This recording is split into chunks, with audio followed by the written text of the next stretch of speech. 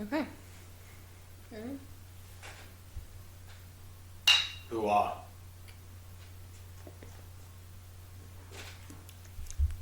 Oh, that's not great.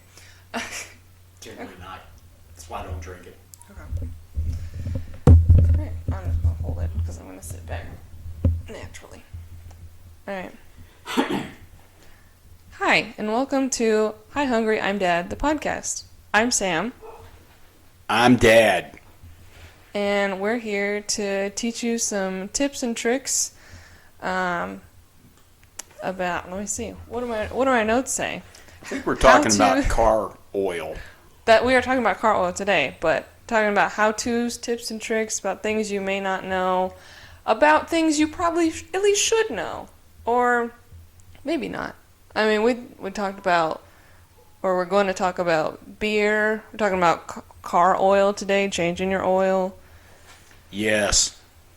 So if you want to learn a little bit more about what oil does in your car, why you should change it yourself or not, or just general oil car maintenance, then stick around and you may learn a thing or two. I might learn something. I think you already know everything. Far from it. So, why don't you introduce yourself a little bit, Dad? Hi, I'm Sam's dad. My name is Jeff Ingram. I was born in Carlsbad, New Mexico. My family, mom and dad, were born and raised in Kentucky on farms, and my dad met my mom in Louisville, Kentucky. And I think I was conceived here in Louisville, although who knows.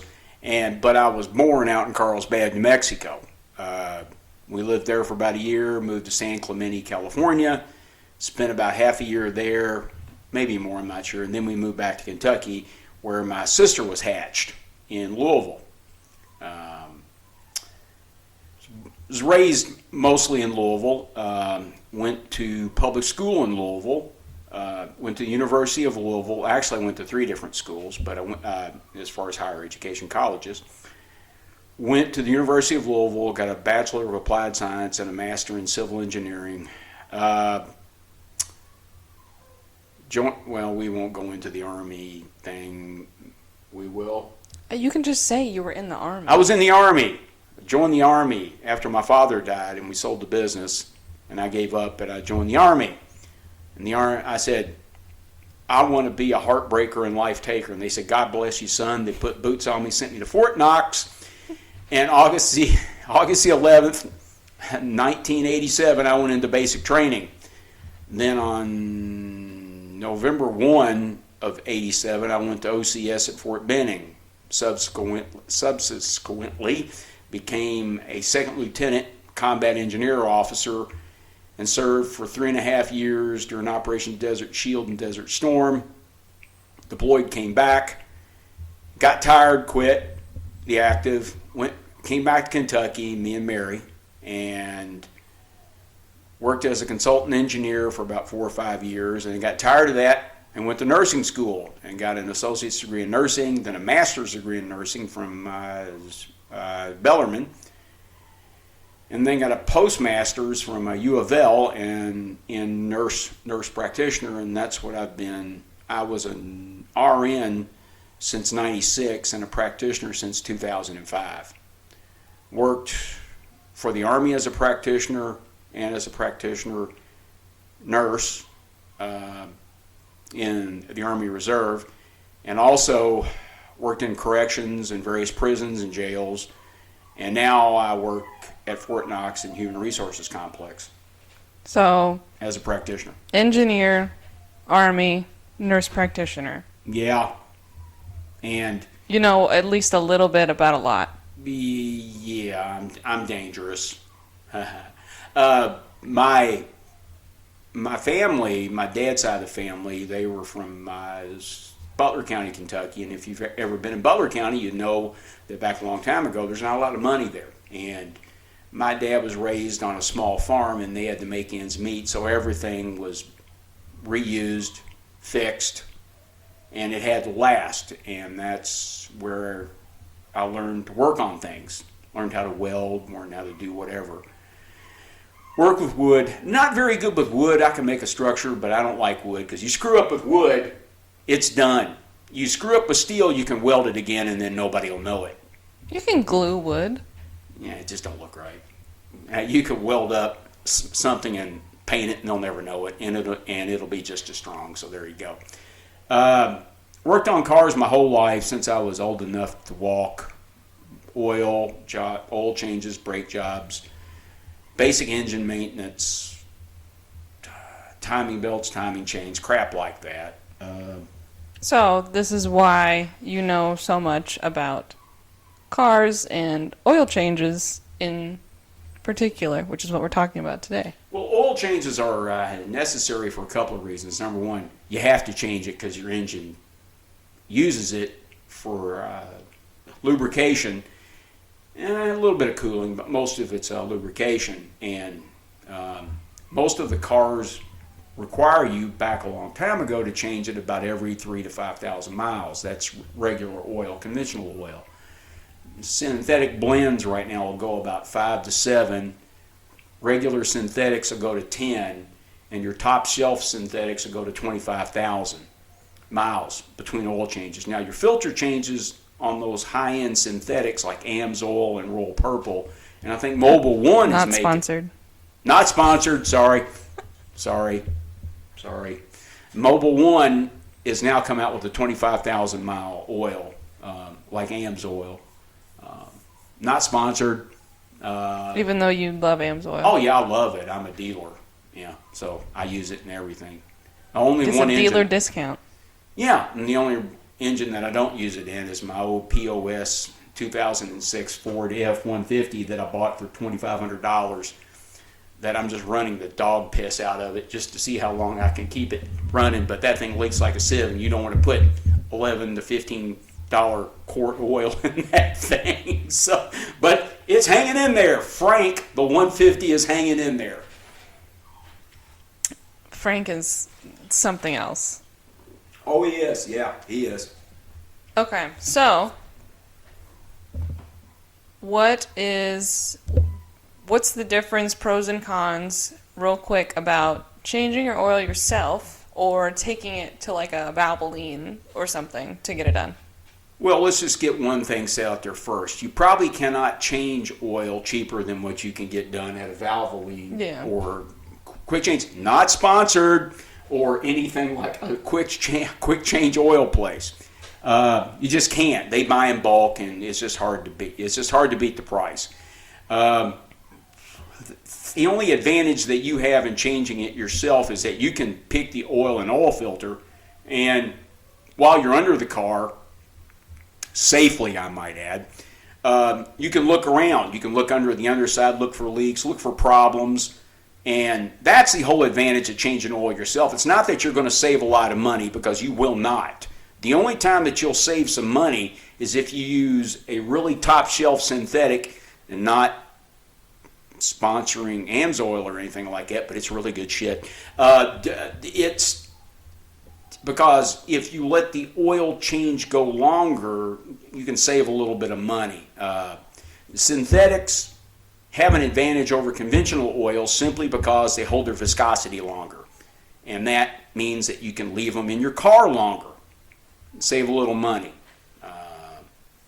But the advantage of you changing your oil yourself is you've got an eyeball underneath your car, which you can see coolant leaks, oil leaks, transmission leaks, rear end leaks if you have a rear end powered car. All the leaks. Huh? I just said all the leaks. Yeah, all the leaks. And if you have a front wheel drive car, you have a transaxle which has two shafts coming out of it, which has seals on it too, and those might have to be replaced, which I've done that. It's not hard. You'll say some cuss words, but you can get it done. Fair enough. So, the basic breakdown of an oil change. What are the main components of what you need to do it yourself? Well, you need a jack. Unless you have a truck or something that's already high enough. Right. If you have a up the truck ground. or a large SUV, or even a smaller SUV that's got a lot of ground clearance, you can slide up under it, you can wiggle up under it and do it. But let's just say you need a jack. You can get a trolley jack, like one of those little jacks, you know. Those do okay, but they don't lift real high, and you got a crib under them. And by what I mean by crib, you got to put wood blocks under them and to get it up high. It's just a hell of a lot easier to go to. And this is not sponsored, but Harbor Freight or someplace like that, and get you a large 3-ton floor jack. It's one of those big mammer jammers. You can slide it up in there, and you get a large lift. Okay, and you can figure out where to put it. Put it somewhere safe when you lift it. You need a jack sometimes, most of the time.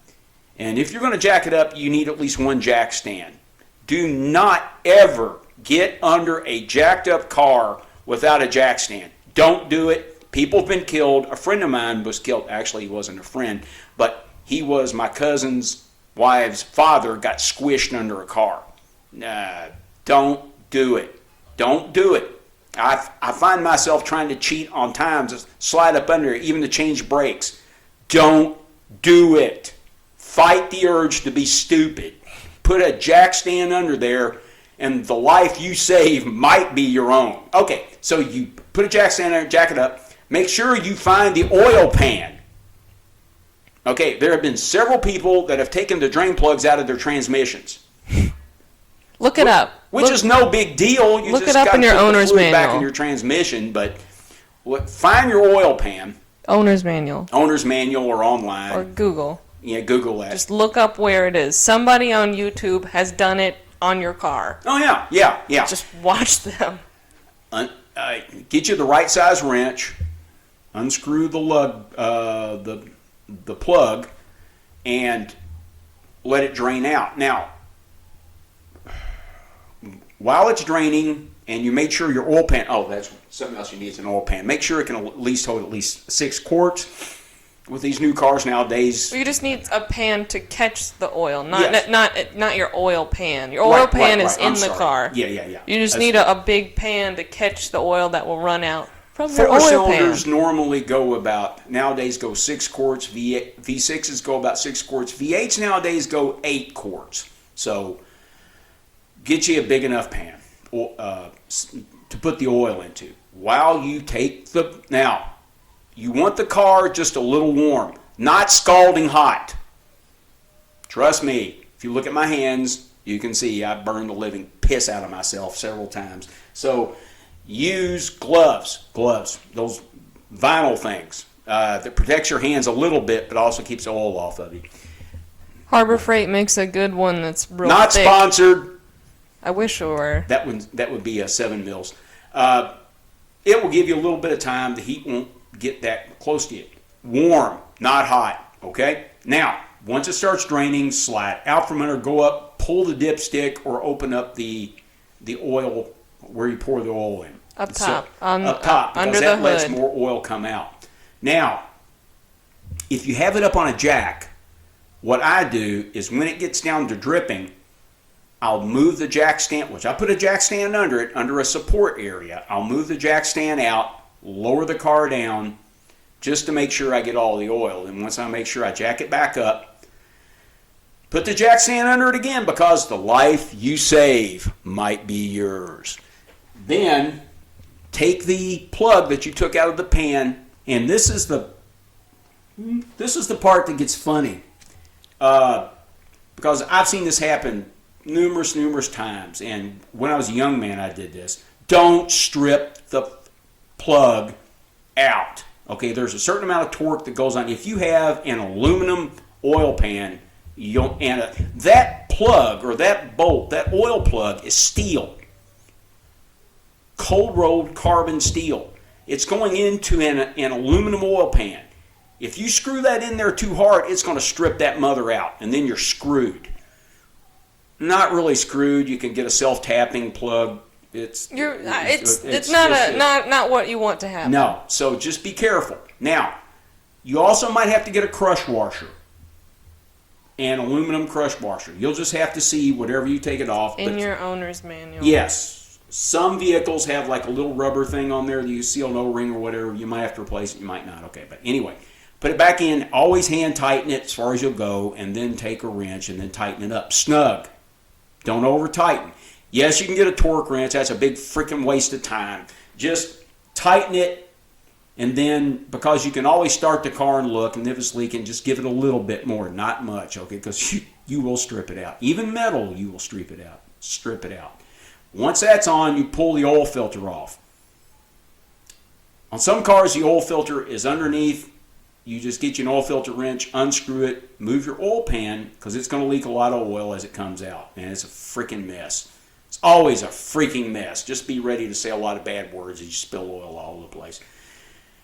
Take it out, and then wipe it off really good. Also, wipe off the oil plug thing on your oil pan before you put it back in. And then wipe it off the mating surface really good. When you put the new oil filter on it, make sure you put a bead of clean oil around the rubber gasket on your oil filter. And also, when you take the old oil filter off, make sure the rubber gasket came with it, because sometimes that gasket will stick on the mating surface.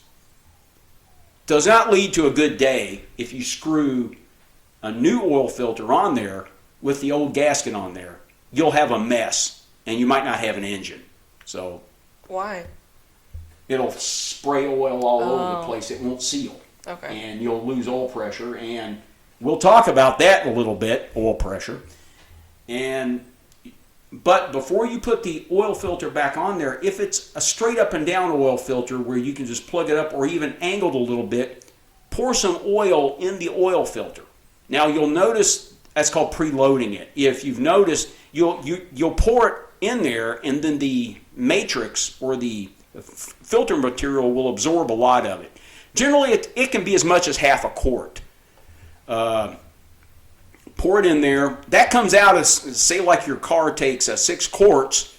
Make sure that you pour whatever 6 quarts that you got into that, and don't add any more. Not into the oil filter, just half a quart. Anyway. Yeah, please don't pour 6 quarts. Don't. We'll talk about that later too. And then just screw it up in there, and then what you do is when it catches, most of the time I take a little marker, put a mark on it, and go 3/4 of a turn more. Because these things will vibrate loose. They will. Seen it happen. Just 3/4 of a turn, then a little grunt, you're done. Okay. Put it down, fill it up with oil, fire it up. What, you fill it up with oil up top? Yes, up top, yes. You on put a the top funnel of the in engine. the thing where it has the engine oil plug here. It'll Engine say thing oil. on top. Yeah, it'll say oil on it. You open it up, put it in there. Look at your owner's manual. It'll tell you exactly where it is. Get you a funnel, put it in there, make sure it's clean, pour the oil in there. Whatever oil you have left after putting half a quart in your filter, preloading it, then you fill it up. Now, caveat. Dun, da, da, da. If you have a canister oil filter, and by that I mean these modern European things, you have your oil filters on top of the engine. It has a canister or a top. Generally, it's a 32 millimeter wrench. You take it off, and your oil filter comes out with it. Pull it off, put it over where somewhere you can train it. Put in the new one. Take off the old O-ring that's around the plastic top, and screw it back down. Do not over tighten that. Don't do it. You'll crack it, and then you are screwed beyond all belief. Because then you'll have to do what I had to do on a 2012 Jeep Wrangler. You don't want to do that. You have to replace the whole system. Didn't crack it. Damn thing fell apart. Wasn't my fault. Anyway, that was about a $300 day. So, and I had to take the engine almost completely apart. Just don't do it. Just fight the urge to over tighten it. So there we go. Okay, that's the basics on oil change. You can Google them. You can look it up. Just be careful. Take your time. Don't over tighten. And look around for problems. When you're underneath, you can look at your brake lines. Make sure they're not leaking. They do leak some. If your brake lines are leaking, that's a problem. We'll talk about that later. But look for leaks. Everything's clean. Put the oil in it. You fire it up. Let it run for a couple of minutes. Take it up to 2,500 RPMs. Don't take, if you got a turbo engine, really don't take it much over 2,500 RPMs, because I think your turbo's cut in about at 3 or whatever, and it's just no sense running your turbochargers. And shut it off. let it sit for 15, 30 minutes, check the oil, add if necessary, add more if necessary to get it between the two. Your dipstick. Yes, I was gonna ask you to elaborate on checking your oil level with the dipstick. I'm running out of here. Well, I barely said 10 words, so All right, I'm out of here now. okay. The Tell- dipstick is explain a dipstick. piece of metal or cable that is on top of your engine. It normally has a yellow or orange loop handle on it that you can pull out, and it has a range. It has a full and a fill range. As long as you're between those two, you're okay. But the best way to check it, have a paper towel on hand, pull the Not just lick dipstick it out. clean. Jesus Christ. No, I'm just teasing. Just Pull- teasing. I'd pull- suggest you don't do that. Pull the dipstick out. Yeah. Wipe it off. Don't check it the first time and then No. put it back in. And Well, pull you it. really can if it's sitting overnight. It doesn't matter. But yeah, if you're driving down the road and you stop at a gas station, you want to check your oil, wait about 15 minutes, 10 or 15 minutes, and then check it. It will be just a hair lower than it normally is, but it should be between the two marks. You want it on the high side of the middle. You don't want it to be over, and you don't want it to be under. If it's under, that's bad. If it's over, that's bad. Also bad. That's also bad. People ask me, well, if I put a little bit more in it, it'll be better. No, it's not. Fight the stupidity.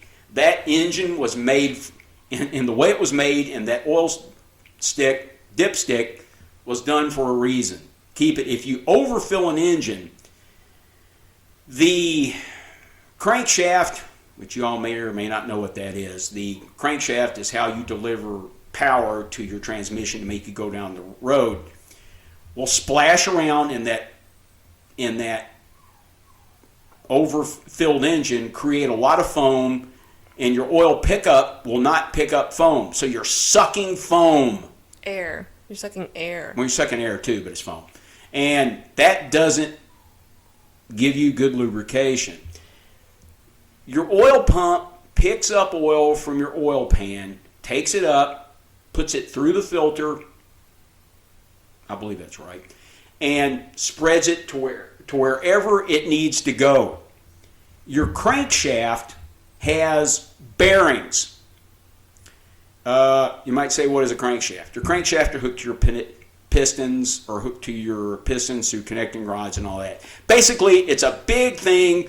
Big things are whirring around at ungodly speeds and at ungodly heat, and you need to keep them lubricated. Now, Or it's just going to be metal on metal. it's going to be bad shit's going to happen. Metal on metal, sparks fly, and we're all dead. Okay, that's an over-exaggeration. You don't die from this, but you will want to die after you buy a new engine because you didn't keep your oil level up. The oil has to be maintained in that range between full and fill because it's been designed that oil pickup can pick up oil in your oil pan at that range. If it's below that range, the oil pickup during a hard turn or abrupt maneuvering might suck air. And it's sucking air up, and the first place it's going to go, one of the first places it goes, it's crankshaft. The crankshaft bearings. No, they're not ball bearings. It's polished metal on polished metal. That crankshaft has to be hydrostatically floated by a thin microscopic layer of oil. If it doesn't have that microscopic level of oil, it starts to grind. Do you know how much a new engine costs to put in cars? How much? Anywhere between $35,000 to $6,000. Now, you can buy it yourself and do it yourself. If you've never done it, I suggest you don't. But, no. That's what I'm saying. Change your oil. Make sure your oil level's good. And you will be a happy camper. Just check your oil. Just check it. Every couple of weeks. Just check it. If you drive a truck like I do, you better check it every freaking day. I think you did pretty well. You covered it pretty well. I did. I think so. else we need to talk about? Is there anything you want to add on Oh. the topic of oil? People ask about synthetics and all that. Synthetics, like I said earlier, synthetics give you the advantage of having a longer change interval time. Conventional oils are good up to 3,000 to 5,000 miles. Blends, definitely 5,000. Synthetics, off-the-shelf synthetics, 10. Top-shelf synthetics, 25,000. Have I let my cars go to 25,000 with AMSOIL? Not sponsored. Yes, I have. And I've never had a problem. But it doesn't mean it won't happen one day, I guess. I don't know. But there's rules to follow. There's oil filters, use better oil filters and stuff like that. But like I said, oil changing, regular oil changing, according to your maintenance schedule, will prolong the life of your vehicle. It will. No doubt about it. It'll make you a happy camper instead of going out and paying $3,000 to $4,000 to $5,000 for a rebuilt engine. You don't get a new one, you get a rebuilt one. New ones, crate engines, are really expensive. So, there you go. So, lesson to take away. Check your oil. If you're going to do it yourself, do your research. You don't have to buy the most expensive stuff. But if you want to do a quick little how to not get ripped off at a Valvoline for especially ladies out there that... Oh, that's right. You had something like that. Was it you who were told that? Well, it's never happened to me because I've never taken my car to one. Where do you take your car? You. Yeah, of course. So, I mean, like, so somebody, their oil or change oil notification pops up on the car, or they figure it's time to take it to a Valvoline, they get a notification or whatnot. They go in, they get their oil change, and they start trying to sell you stuff. Why don't you tell your truck story about when you took the truck in? Frank. They do it to everyone. Frank, I won't tell you the place where I had tires put on it because they're not a sponsor, and this is not indicative of generally what they do. But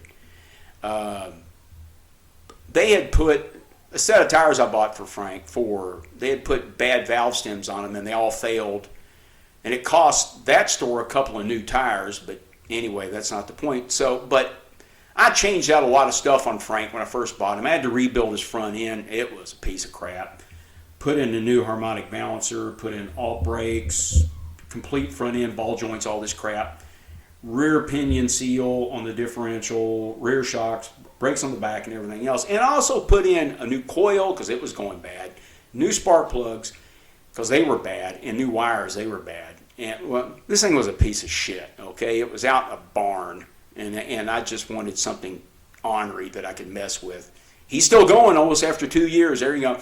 But I took him in so that they could fix the valve stems, and they got done, and they told me, well, we did our regular safety check on your car, on your truck, and your brakes are okay. I said, of course, I fixed them, but your drive belt is fraying.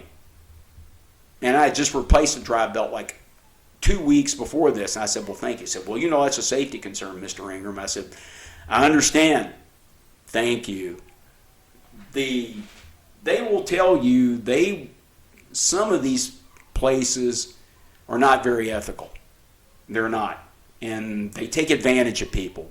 They used to just take advantage of women, but now they take advantage of everybody. Because, let's just face it, most men nowadays don't do the work on their cars like we used to in the 60s and 70s. They just don't do it.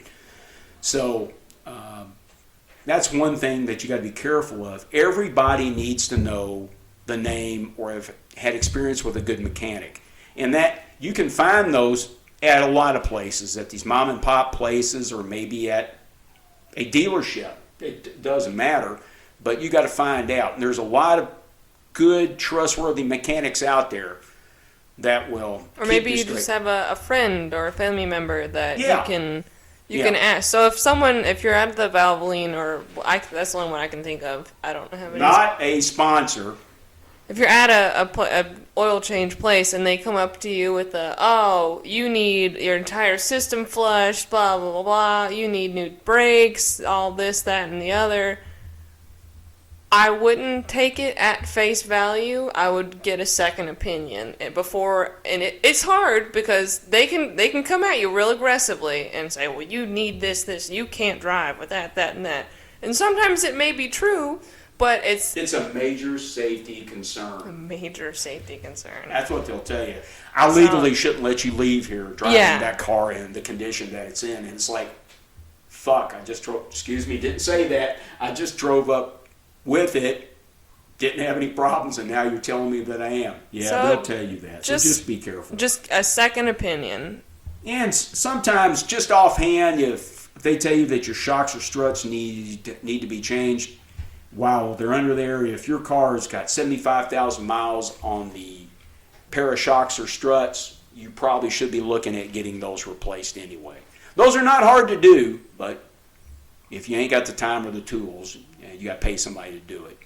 Brakes on an automatic transmission, normally about 45,000 miles. Manual will go longer, but and you can look and check your brakes if you wanted to, but most people don't. They don't want to mess with it, and I understand that. And I check my brakes every time I rotate our tires. I check the brake pads. Like I said, if you've got the wherewithal to do it, it ain't that hard. You can do it. Or just if you've got a good mechanic or somebody that you know that's a family person that knows what they're doing, you can have them look. Yeah. Because, like I said, working on a car is expensive. Labor rates are around $100 per hour, and they'll upcharge you on parts too. So, not saying that it's bad to take a car into a dealership or a service center.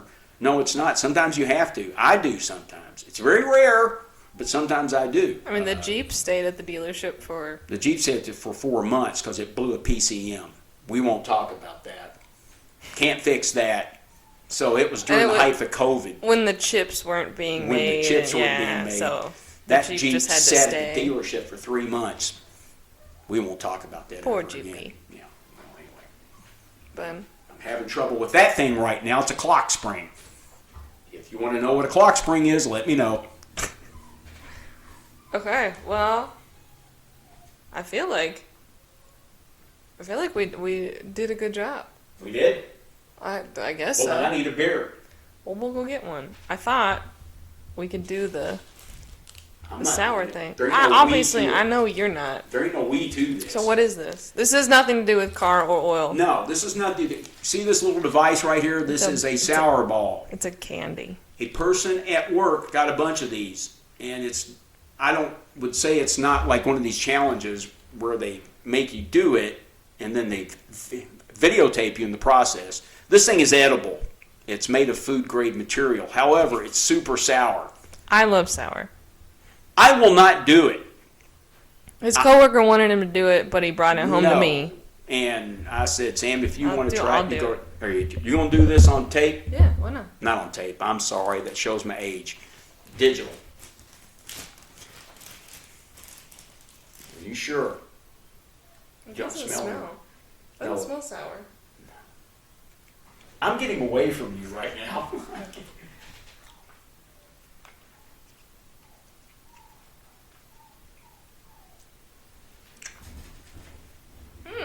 Oh my God, she's holding on to it.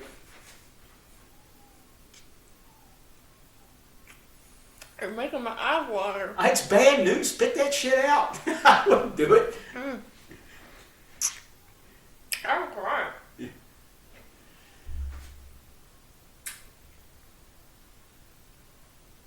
Well, don't throw up. I'm almost through it. Holy shit. I'm crying. Yeah, you are.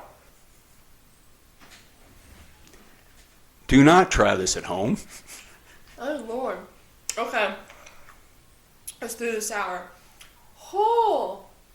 I don't know if I can eat anything. It might have just roasted the layer of my mouth. It did. You won't be able to taste anything for the next couple of hours. That's what they say at work. That was like a Warhead times 10. Yeah, Woo. yeah, I would spit it out if I was you. You've But already now it's proved- just sweet. Okay. Alright. Well, anyway, Sam survived. Oh. I can't talk with it in my mouth. I know. Ouch. Okay. Well, we're gonna go drink a beer. Yes, Thank you for tuning in. we're going to do a lot of things. This all came out of a fact, like I told Sam months ago, that I'm going to die. And people say, well, you're not dying. Are you sick? No, I'm not sick. I'm 62 years old, but I'm going to die eventually. And all this information that I've gleaned over my 62 years of basically watching my father and my mother scrimp and save and all that will be lost because the generations coming forward they've never been exposed to that. And I'm not saying that my generation is better than Sam's. No. My father's generation was the greatest generation known to mankind. They were the World War II generation. So they were awesome. But you had to make do. And this is all we're doing right now is just helping you make do. Just keeping what you got longer. Cars, which the EVs are coming out or they're already out. But they're not, and they're the way to go. They honestly are. But the infrastructure's not ready, and let's just face it, the cars aren't really that great right now. So, and they're going to slowly stop making IC engines, internal combustion, and so you need to make them last as long as you can before you switch over to electric. And that's one reason. Now with electrics, you'll still need brake jobs, you'll still need all that. But you won't have internal combustion engines. So there you go. Have a great Army Day. Go Cards. Go Cards, go Kroger. Beat Purdue. Hooah.